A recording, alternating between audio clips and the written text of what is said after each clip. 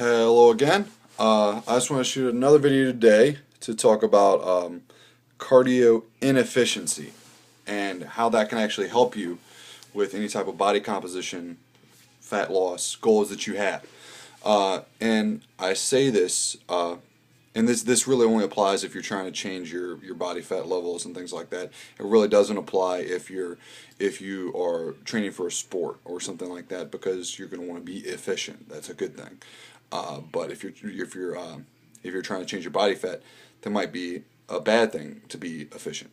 But the first thing I want to go over about this is to kind of as a basis to understand it is Hans Selye's general adaptation syndrome study. He did this back in the 1930s, I believe. He was an Austrian scientist, but he did this on animals, I believe. But the human body reacts in a very, very similar way to any type of stressor. Stressor meaning exercise. And so there's three stages to the general adaptation syndrome theory. Stage one is the alarm reaction stage, and that basically means that's the exercise. That's what you're doing. That's the stressor to your body, trying to make your body adapt. And so basically you have your homeostatic needle. That's homeostasis, is just where you are, just lying down on a bed. That's where your body always wants to be. It's just lying down, not doing much. So that your homeostatic needle is here. So then the alarm reaction phase just means you have the stressor in it goes over. If it's a huge stressor, it goes all the way down. Slight stressor, it just goes like that. So that's your stressor. The second stage is resistance to said stressor. Your body wants to maintain homeostasis. So instead of here's your homeostatic needle, instead of allowing it to stay here, your body wants to get back to here. So that's the adaptation to the exercise. So basically, your homeostatic needle shifts back, but the goal is to have it shift just a little bit farther from where it was before, and that's a little bit of adaptation to exercise. And then the stage three of the adaptation syndrome is exhaustion stage, and this is bad. This is where you don't want to be really. This basically means that you haven't given your body enough time in the second stage. That's basically the recovery. The resistance stage is kind of the recovery. Think of it like that. And the stage three, you haven't spent enough time there. You haven't allowed your body to recover fully, and you went and trained and pushed your needle over again, your homeostatic needle. You pushed it over again. So that's where you get the overtraining, quote unquote, and that's where you're really starting. Basically you feel beat up.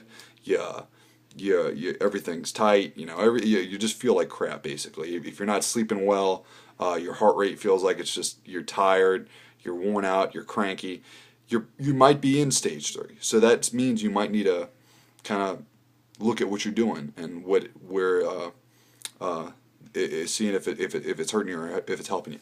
But basically my point on this is cardio inefficiency for fat loss, how inefficiency can actually help you. So say you've had a stressor, say you go out and run a mile.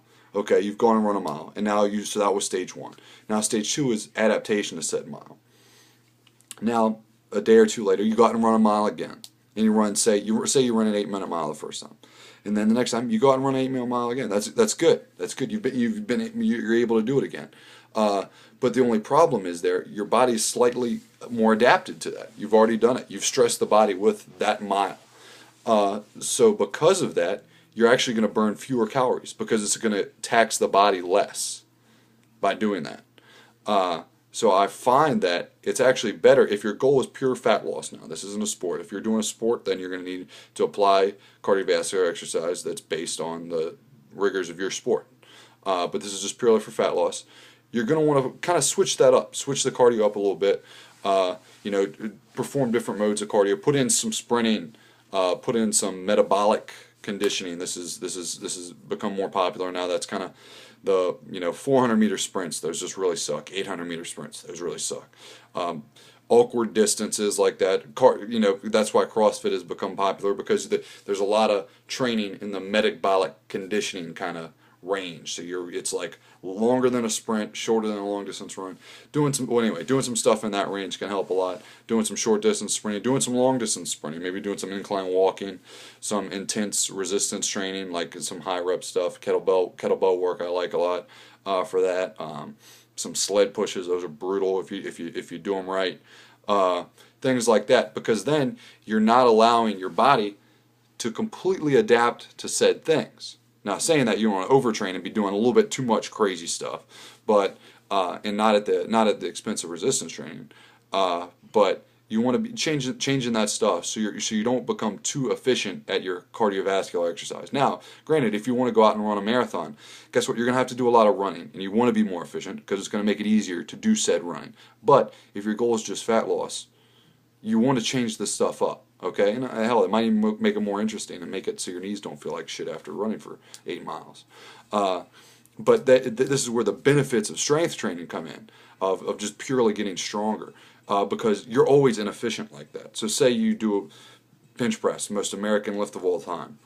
You go and do a bench press, and you have 135 pounds, just 245-pound plates on each side. So you do that, say 3 sets of 10. It's just a number. You do 3 sets of 10 with that, and then the next time you come in, you do maybe 3 sets of 11, or just maybe 3 sets of 10 with or one set you go to 11 or something. You forced a new adaptation. Your body's adapted because your body is hopefully adapted to that 3 sets of 10 a little bit. So if your body's adapted, you got to stress it a little bit more. You got to push that homeostatic needle over a little bit. So with strength training, you're always going to be able to be inefficient like that. But I find with a little bit of long, slow distance running, LSD for short. I didn't come up with that. I think it's a Ripetonian term. But if you're just doing that, then you become more efficient at that. So if your goal is pure fat loss, you need a mix of strength training where you're always going to be efficient, and then various cardio modalities. So walking outside, hiking, incline walking, hard kettlebell work, intense resistance training, sled pushes, things like that. Mix this stuff up. Maybe even throw some long distance training in there if you really like that stuff. But doing different stuff so that you're not too efficient with your cardiovascular exercise, so that you can continue to burn more calories with cardiovascular exercise. And that's the point of cardio, is to burn calories. If you want to burn calories, you want to be inefficient burning calories and burn more of them. That's the point. All right, thank you for watching.